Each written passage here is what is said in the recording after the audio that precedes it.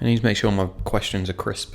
Crisp. Because this is a podcast. Yeah. This is a different podcast than what we normally do. It Normally is. we just sit here and chat at each other and just chat rubbish. Yeah. Today I'm going to ask some real questions that Okay. the audience have asked me about. Okay. The Yeah. audience? Yeah. Who you been speaking Yeah, to? the guy in Russia. Oh, no. Oh, no. The two guys in Russia. Oh, no. Yeah. They don't have access to the real internet, but they can listen to our podcast Yeah. where we talk about real issues. Are we allowed in Russia? I don't know. Are you pro-Putin? I don't think anyone's pro-Putin. No one's pro-Putin. What's Am your I? price? Oh, what's my opinion on it? No. What's your price? What's my price for what? Like to be a Russian oligarch. Oligarch. What's my price to be one? Yeah, what's he got to pay you for you to turn up to the meetings and like hail Putin? Does anyone do that? I don't even think the oligarchs do that. They just kind of have to, because if they don't, they're Exactly. finished. I think my price is life. Like Life. if I'm Like my life's on the protection. line. Yeah, like Okay. yeah. As anyone, protection for you and your family. He's like, I got like, listen, come over to the dark side. Yeah. Here's X amount. Yeah. We'll protect you, whatever. What's your price? Or you walk away scotch-free, no worries, no pain. I don't know, because I feel there's no price. Like there's always going to be more. Well, yeah, he's Putin. Yeah. He's not going to be like, here's Nah, a couple I'll gold. rather not get into bed with that guy. But I feel even the billionaires, they're not worried about their money with him anymore. 40 Bitcoin. 40, just pluck that number out there, which was once only 40 cents. Yeah, Wow. I know. Times Now have it's changed. 45. P. Yeah. For fuck's sake. Yeah. All right, let's go. Should we start? Boom.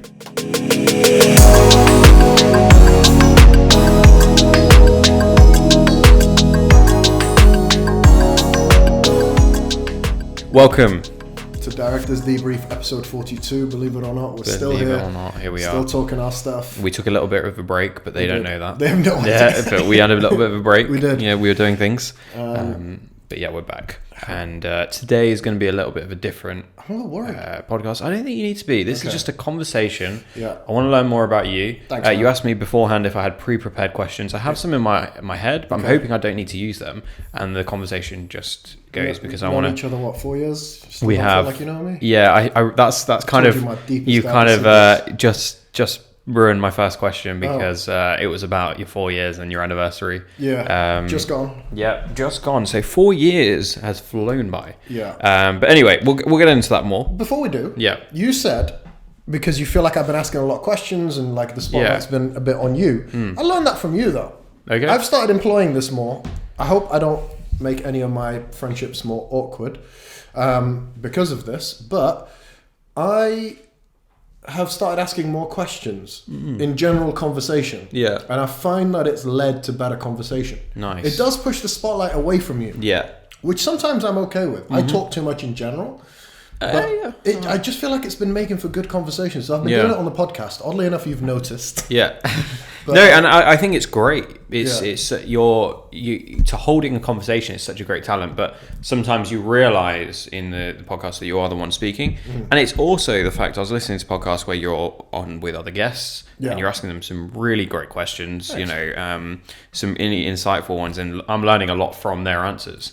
But I realize that you have a lot to offer yourself, and I want to get to know that. Okay. So I had a lot of experience, a lot of knowledge, a lot of opinion, and and it's Not the I'm quite opinion. intrigued as to where you go. And what I really do admire is you seem to be flexible with your opinion.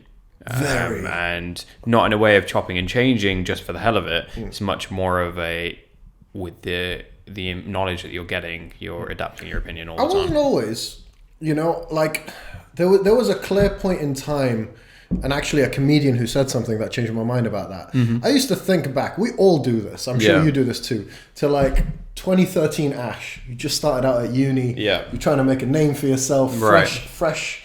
Did you go to uni with many people you know? No one. No, so fresh opportunity to redefine yourself. Yeah. And I look back to that person, to 2013 Sam, and I'm like, you chose that decade? That's who you chose to be. But the cool thing about it is, I can't remember which comedian says, but they're like, yeah, when I look back at my old work, I hate it, but that's a good thing. Yeah. It means I've evolved. It means I've grown. Yeah. And that put a lot into perspective for me. I was like, okay, yeah, if I hate that guy, it means I've improved from him. Okay, so let's go back to 2013 or prior, right? So Really rather not, but yeah, okay. but we got to do it. We've all got to do it. Yeah. I think there are very few people that can go back to that time and say, yeah, I was really proud of who I was, or I really respected that. So so Sam, he's at uni, 2013. Yeah. Well, you're actually quite young. And age, I know, but just you're a young guy, and you're 2013. Yeah. You're looking to redefine yourself, is what I'm getting from that. Yeah, definitely. Why and who were you before that? Can we go back to the old podcast now? No, I'll tell you what. Before that, I think I was very confused. I still am. I don't have I really admire people who just have an opinion on something. Mm-hmm. And like you said, I'm generally very flexible with my opinion. Yeah. But working in sales and stuff, I just come out with my opinion like I believe it to be the most concrete fact. My friends have actually pointed this out to me. They're like, everything you say is like a sales pitch. Sure. I remember at a party once, actually, this was around that time, maybe a few years after, I was trying to convince my friends to do something. It was like a really dumb thing. It was like in the lead up to a party my friends were hosting. And I phrased it in a particular way. Let me try and... Yeah, so we were all trying to egg on one of my friends. Sorry, how old were you here? I actually don't think that was this long ago. Maybe 2 years ago? Yeah. 2 years ago. Mm-hmm. We're trying to egg on my friend to do something. Me and another friend. We're like, come on, do it. And then I said... Look, but in 4 or 5 years, do you want to look back at this moment as the moment you did something or that you almost did something? Right. And everyone was just like, you sales fuck. Yeah. Because it just came out from a sales perspective, like envision that. So that's how I am generally with my opinions. Just very, I say them almost matter-of-factly, which makes me very nervous because I look back and I'm like, that's, you said it like that, which meant you meant it like that. Right. So before starting uni, to bring it back to the question, sorry, I was just college Sam. I don't know how to put it. I didn't have much of a personality. I was in college from 9 to 4, and then I had a job after that from 5 to 9. Okay. So I didn't really socialize much. I was confused about what social group. I'm actually not embarrassed about this, but I was jumping between social groups. Sure. So you're a little bit lost. A little bit. Yeah, a lot. Yeah, okay. So when you say you didn't really feel you had a personality, is that because you didn't know you didn't know much about yourself, or you were just going with emotions? I mean, I was 16, 17, right? Yeah. So at that point, I think you're not defined by like your political views or anything. You're defined by the music you like, by the films you love. And I was going to study film, and I feel like I had a very immature, but in a different sense, opinion of these things. I liked some songs because they made me happy, not because they're objectively good songs. Same thing with films. But some of those opinions are kind of reserved because I was like, people will have a certain impression of me if I give off this impression. So I was very controlled in what I told people. Yeah. Like, I like this song. I wouldn't ever admit I like Taylor Swift. That's, you know. It's funny you say that, and it's really interesting because I can see I can see some resemblance there, but and so it helps me understand that you almost feel like you need to fit in so much you become boring. Yeah. You become very mundane because you're trying to do what seems cool. Yeah. Or seems like the right answer, which makes you no different to anyone else, which makes you just boring, Sam. Yeah. Right? Just go with emotion, Sam. There's deeper implications to this that I've recently started to find out, actually, that boil down to like race. I think you and I talked about this in a prior episode, but growing up, I always wanted straight hair. It's crazy. My siblings will tell you, like, I always wanted straight hair. I didn't like that I had curly hair. And I wondered why that is. And that was ultimately to, like, fit in. Yeah. Now I like that I have curly hair. Now, like, I think I'm finding myself more and more at peace. My transition of my, like, name, my birth name, Mustafa to Sam, kind of happened naturally. Yeah. But I think I let it happen naturally because the name Sam blends into groups a lot easier. Westernized. Like, exactly. Right. Like, it is actually my name. Yeah, it was a name given to me. And it's a name I hold very proudly. Yeah. But I think I just let it move on because I was like, this would actually make my life easier. So I'll take it. So You obviously had many parts of your personality that you didn't let the world see. Yes. Or let Still people didn't. outside of a certain circle. Yeah. When did you start to like open up about things you did like that the world hadn't seen before? Do you know what? During uni, from 2013 to 2016, I would say is the biggest part because I realized something. At college, I feel like your personality is like a summary of the music you like, your opinions on certain matters. Yeah. Something I found at uni, maybe it was my friends group. I love those guys. Maybe they showed me this light, but it was how the thing that made them cool was how proudly they owned what they liked. It wasn't what they liked. It no longer mattered that I have a friend that likes this song or that they like that. It's actually the fact that how proudly they loved that song. That's what made them cool. Maybe to me. Yeah. And so that's where I was like, okay, I could be a lot more free. I could be a lot more open about certain things because it doesn't matter what the thing is. I just can't half-heartedly like this thing. Take Taylor Swift for example. Yeah, sure. You know, if liking Taylor Swift doesn't make you cool or uncool, but going, well, I like some of her stuff, that makes you uncool. But going, yeah, I'm totally a Swiftie. That's what's up. Yeah, that makes you interesting. But like, yeah, that makes you like, yeah, it makes you have a personality or something. Yeah. So I think when I started to make my peace with that, that's when I started to like let a bit more out. But I had to be very confident that I liked these things. Sure. Okay. But when you started to do that, they were authentic things that you were liking. Like you say, you're a Swiftie, right? Like, yeah. Not everything. Yeah. By the way, I still feel quite reserved in many aspects at that point in my life. But yeah, a lot more. So as you went through that motion of maybe opening up a little bit of the things you liked and adding a bit more flair to who Sam Wandi is as a personality, did you become more of an extrovert? Did you start to open up on like what changed in your life basically? I don't know. I mean, we talk about this a lot, and there's introverts, there's extroverts, and there's almost combinations of both. You can be an introverted extrovert, an extroverted introvert. So I don't know. I don't feel like I ever had a transition. I have been shy at phases of my life. I've been what I am now, which I have no clue what that means. Yeah. What I am now in terms of like confidence. Like I said, which is the complete opposite of shy. There's just certain scenarios though that will put me in certain places. I don't like, this is interesting, I don't like sometimes the person I turn into around certain people. Because I feel like after a while you get used to putting on this, let's call it a facade. And I get a bit nervous sometimes because I feel like I immediately just fall back into that facade. I could have grown, evolved, changed as a person for years. Yeah. And then put me in front of a particular person, I'll immediately go back to who I was back then. And I don't like that. You don't like that? Okay. No. I like, this has nothing to do with the other person. This is just a thing, a me thing.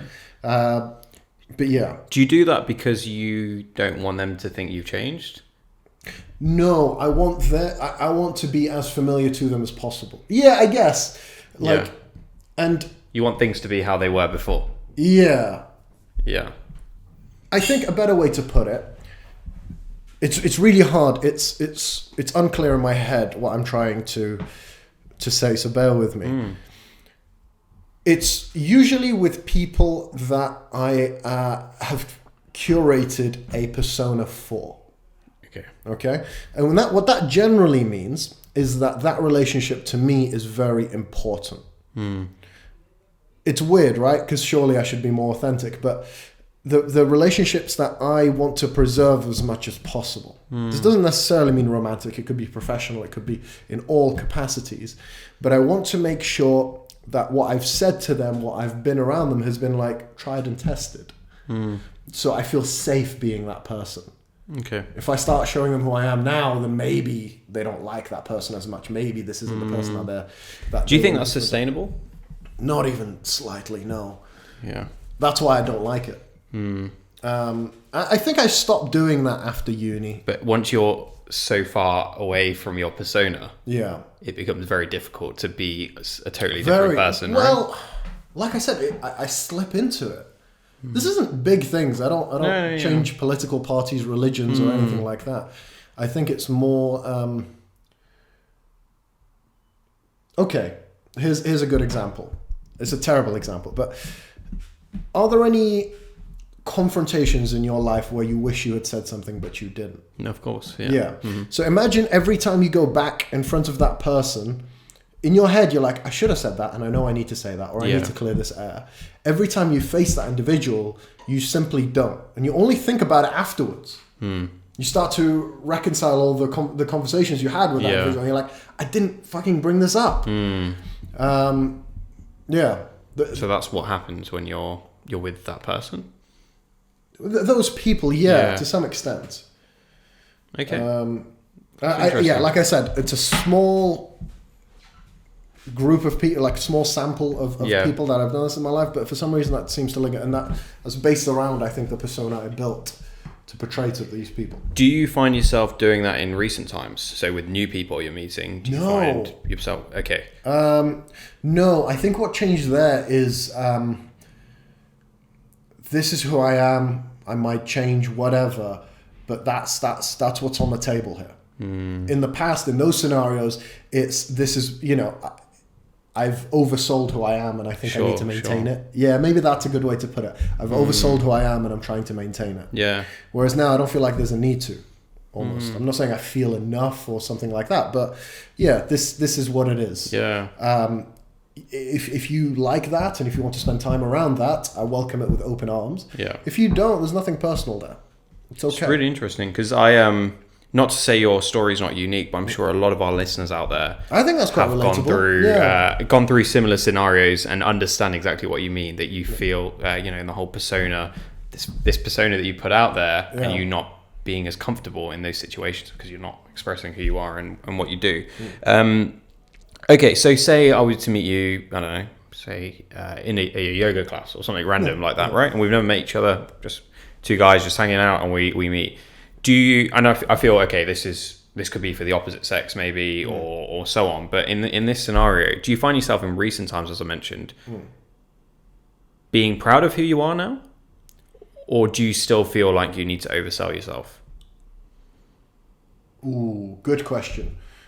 You're talking about recent times, right? Yeah. You and I meet somewhere in recent times, having not known each other. Very good question. Definitely in the beginning. Like, I'd be lying if I just said, I'm me, this is who I am at all times. Sure. I think in the beginning, no, definitely there's a bit of an exaggeration of me. Like I don't know why, but definitely if I try and recall.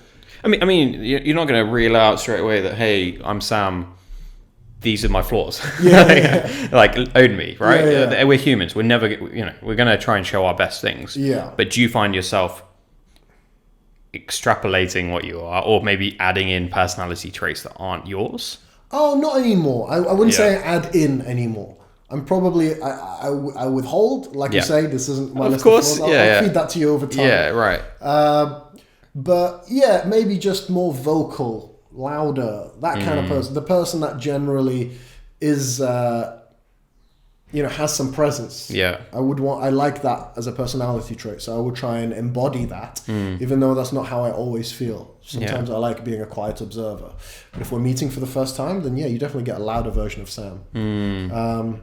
Sometimes to put people at ease, sometimes to put myself at ease. But I'd say so. I'd say a more exaggerated version of me, just in the initial beginning. Yeah. And then you get to know the real me, dwindle down, calm down. Yeah, and this is actually who I am. Yeah. And that's, I mean, you go on a date, right? You're gonna try and bring your best game, right? What's that like? Yeah, it's been a while. But you'll go on a date, you will show the best of who you are. Yeah, it is the right thing to do, right? In most people's eyes, you're not going to go and say, here I am, this is what I do. Yeah. You're in some tracksuit bottoms or whatever. You want to show the best you are. You put on your best shirt. You put on your best tie. Yeah. Tie? Who wears a tie? But okay, so the interesting thing there is, like, we obviously learned about the progression of Sam. He's opened up to being a lot more authentic. I feel the person I know is, I'm sure you withhold things. Scam. It's a complete scam. This is like, he takes off a mask as soon as he goes home. Actually, a 42-year-old woman. But I'd say since the moment I've known you and to where we are, I wouldn't say, maybe obviously there's been a lot of evolution in who you are and what you do, but I wouldn't say it's like there were any drastic changes in you in a healthy way, is what I'm saying. It wasn't like I ever felt you were being a false, or you're certainly a different person to who you are. Would you say you're quite authentic in the workplace to who you are, or? Yes and no. I'm very authentic to a specific Sam. Yeah. You know, like Ollie said this perfectly, of you with your friends is very different to you with clients. You with clients is very different to you with your family. Yeah. So I have, let's call it a persona, much less with you, but like with my team. Yeah, there needs to be some lines, some boundaries. Sometimes I overexpress certain emotion to stress urgency. Sometimes I'm like, this is a problem, it needs to get fixed now. In my head, I'm not that worried about it. If anyone who works here is watching this, don't be like, oh, classic Sam. But no, sometimes, like you'll see me, I'll be very serious in very certain scenarios because I need things action in certain ways with certain bits of urgency. But the authentic within me is like, this will be fine. Do you ever find yourself dragging that work personality elsewhere? That work personality elsewhere. Like you say, that urgency, that, you know, that continuous thinking, overthinking potentially, or so on. Do you ever find yourself maybe taking that to family situations or anything like that? Not the persona, but if, let's say, so it's not like, it's not the persona per se. It's, let's say we have 5 things go wrong here at the office. We get by through the day by the skin of our teeth. We fix everything, whatever. Yeah. Whoosh! I go home, I get a phone call, and it's like, it's my dad, and he's like, I have X, Y, and Z problems. Understood, yeah. And normally, if I hadn't had that stressful day at work, I would have been like, all right, cool, let's see what we can do here. Sometimes it's, for fuck's sake, you know? Right. So it's not so much as in like, I'm sharp here in the office and then my dad calls and I'm sharp back at him. It's how I respond like internally. It's just like, it's the side effect of one leading to the other. So that kind of carries over of like, I've just fixed all of this. Do you want me to come here and deal with this? Normally that takes a day's worth of a breather, and then the next day, it's back to normal. But I'm not the same person to you know this, I'm not the same person to you that I am in the office with other people. So okay, what are you most proud of about yourself? What am I most proud of what, sorry? Of yourself. Like, of what are you myself? most proud of about yourself? Yeah. Oh. If we go back to you meeting someone for the first time in today's world, what are the things you try and extrapolate or really double down on when you're... Yeah. Are you asking me about accomplishments here or personality traits? Bit of both. So, I don't know, just to give you some examples. Great dancer, great singer, funny guy, has a great passion for food. That's something you could be proud of. You know, I love food, I admire food. Okay. Yeah, I do have something for this, but it's very personal. Actually, something recent. You know what this is? Something recent around it happened, but it's I don't know how I want to phrase this without sounding arrogant. It's okay. I recently found out that my presence around somebody helped. You know, I'm a little bit confused as to how I contributed to this. But somebody said something to me and expressed some gratitude for something. Yep. And again, I've not to that extent, certainly not to that extent, but every now and again I've heard something like that. The fact that I did something that that left a positive imprint in somebody. I still every now and again, that thing that somebody recently told me just makes me smile ear to ear. Like every now and again, I'll just think about it. Oh, I only found out like last week, but it just makes me smile. It makes me feel warm inside. It makes me feel... Because you feel like you've positively contributed to something. Exactly. So I have...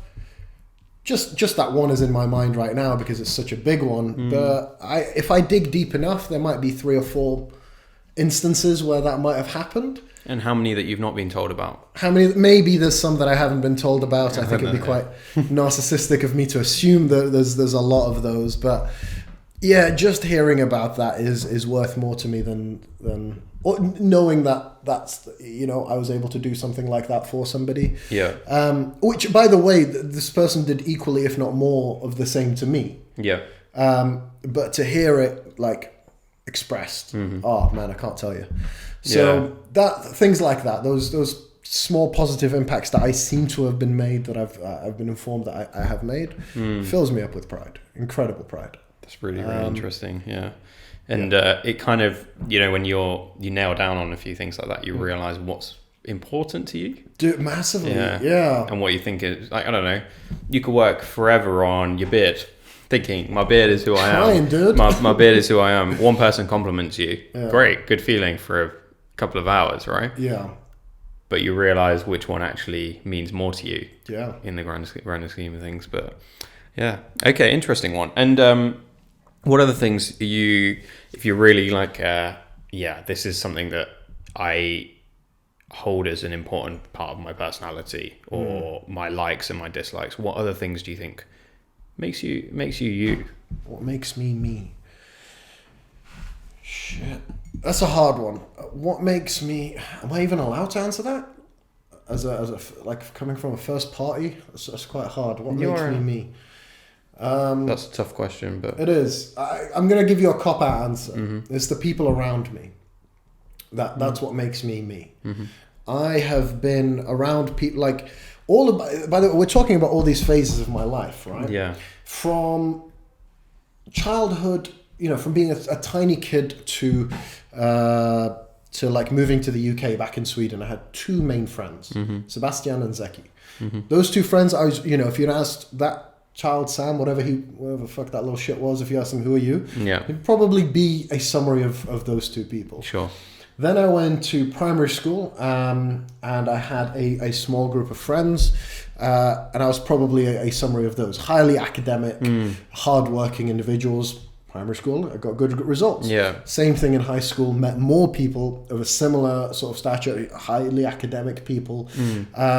Quite sports driven, but I let them do that. I was a fat kid. Right. I just stayed there and didn't play football with them. So I was a summary of that group of people. And then I went to college. Kind of didn't... I had a job. I worked 20 hours a week, so I became a summary of both. But I spent more time with my work lot. Okay. So again, I was a 16-year-old working in a bank. So everyone there was like, I don't know, 25 plus. Yeah. So I kind of became a summary of them. I started dressing like them. I wore a shirt and like... Did you usually find yourself maturing quicker? I think so. Yeah. People, there was a girl that I worked with that used to call me Ross. Okay. I it's because I dressed like him. I used to wear the thing and the sweater, the shirt and the sweater and the trousers. You mean Ross from Friends, right? Yeah. Right. So I used to, that was an interesting phase of my life. But I think, again, I was a summary of those people. Went to uni, became a summary of my friends at uni. And you can see these things in tiny ways and massive ways. Yeah. The tiny ways I mean by these superficial things, music, movies. Because I realized when I hung out with a select group of friends, I listened to their collective music taste. But I can't just deny that, I just listened to it because I was with them. That became a part of my music taste. Yeah, sure. I still occasionally listen to music and I know who I attribute it to. Maybe it doesn't help that we all used to make playlists and share music from each other's playlists. Yeah. But I know who made me listen to what. Yeah. And then, most recently, obviously, like yourself, people from within the business, outside of the business, I feel like my personality has molded to become a summary of them. And that's why the quote of like, show me your 10 friends, I'll tell you who you are. Things like that really, I hate when they're phrased so cliche and cheesy, but they resonate with me.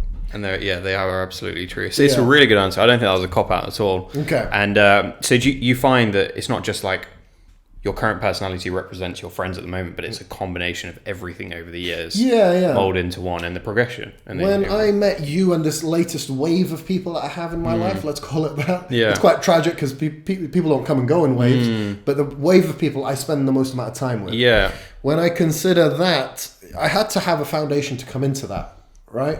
And it was the person I've become because of you, because of Jamie, everybody in there, all the people in my current wave. Yeah. That builds on top of the people from the previous wave. Definitely. And only that will make you. Yes, it's really interesting, and it's so true. I often look at the variety of people that I'm hanging out with, and they're all so different. Yeah. And you start to and you're like, how the hell am I hanging out with this person and that person who are completely different in personality? But then you realize that you've got almost facets of a bit of both. Yeah. You know, one's an absolute loony and the other's a sensible, mature, like responsible guy. And you're like, yeah, I got a bit of facets of both. Yeah. Who am I to? I get that. Am I the loony or the sensible guy? I cut that out. I can't explain. but yeah. It's interesting because I can pick out down to words that I say. Yeah. I can attribute that. I could give countless examples, but I'll catch myself saying something. And this is most interesting if you're friends with people whose English isn't their first language. Sure, yeah. You can immediately just go, "You've been hanging out with that person." Yeah. Because they're much more of a sponge to the language. Yeah. I admire that. Yeah. It's just because it's so there. Yeah. Yeah. And just going on to one final bit there, because I appreciate with time, is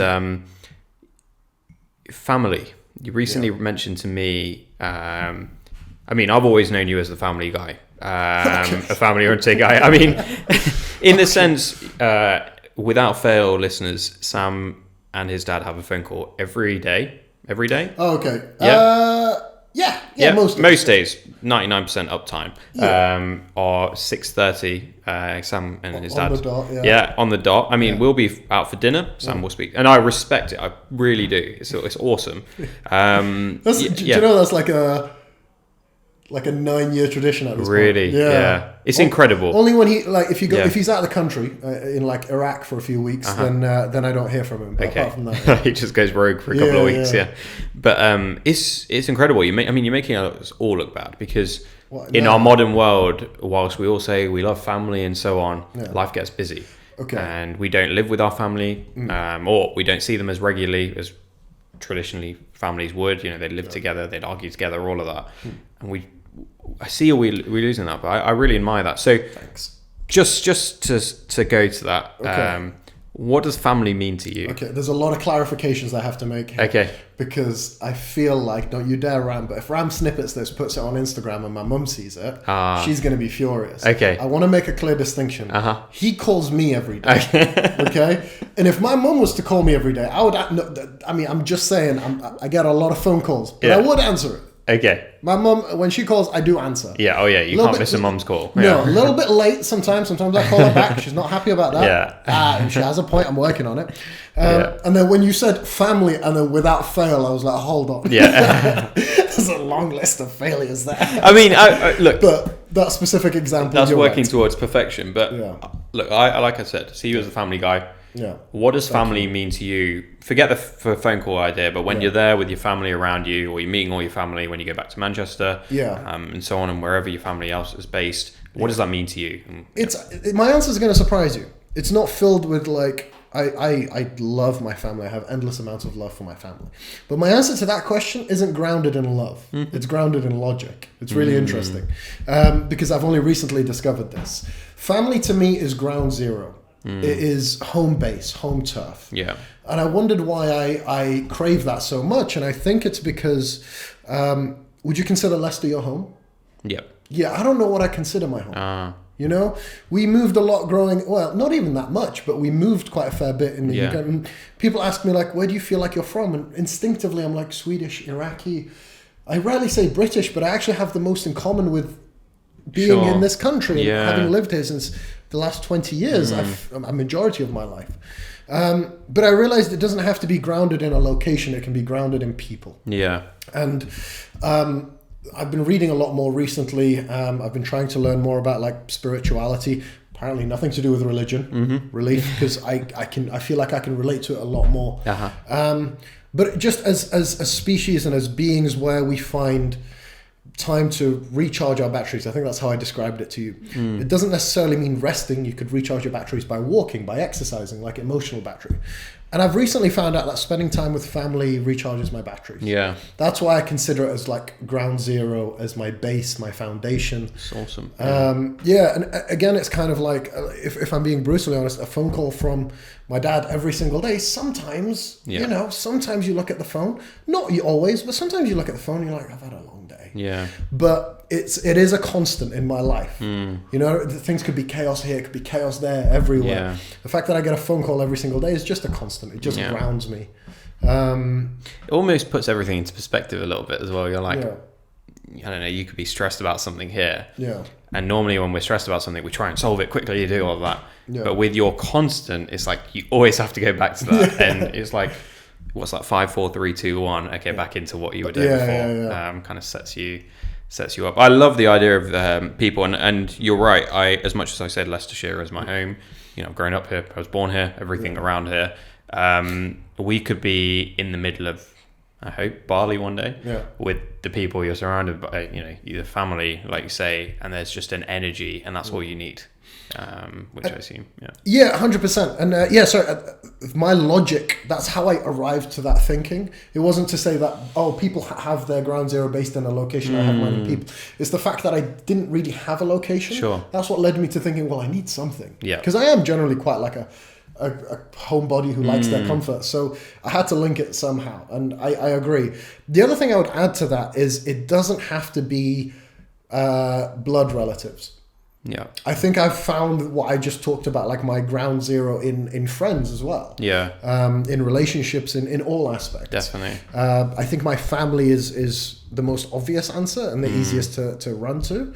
But I think you can find that in anybody. Do you know what I love about family and I hate about family? Go ahead.